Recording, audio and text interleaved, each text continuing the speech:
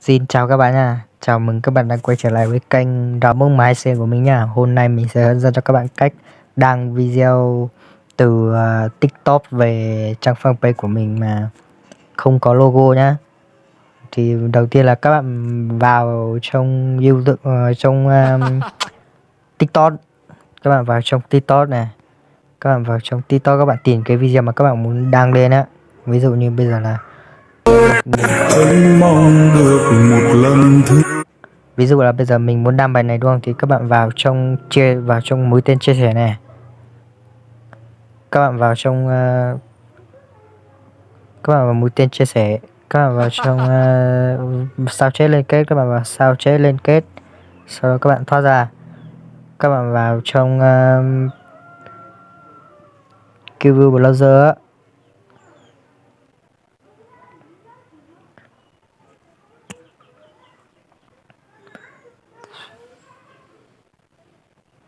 Khi các bạn vào trong Preview Browser xong thì các bạn lướt xuống này.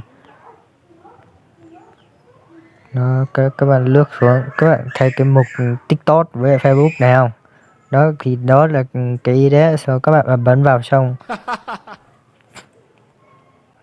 đi, nó sẽ xuất hiện như này. Thì các bạn lướt xuống cái mục mà đang bị tải video lên á, nó xuất hiện như này ấy, thì các bạn bấm vào trong này. Các bạn dán cái mà lúc mà các bạn muốn, cái má mà lúc các bạn chia sẻ trong TikTok ấy, các bạn dán vào đây. Các bạn bấm vào mũi tên tải lên này. Đó, xong nó tự tải video lên này. Nên đây là mục viết.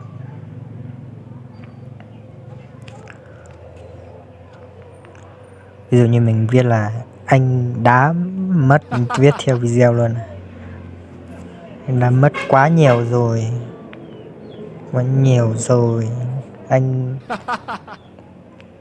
Anh không muốn mất.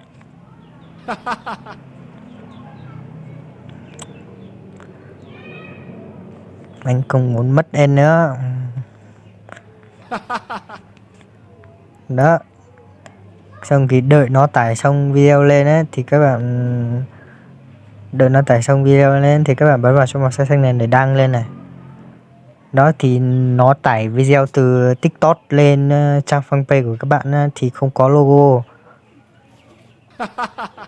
Đây cũng là cái mẹo hay để cho những ai chưa biết. Còn những ai biết rồi thì cũng thông cảm cho mình. Các bạn muốn xem thì xem, còn các bạn chưa biết thì các bạn có thể xem và học làm theo, rất là đơn giản.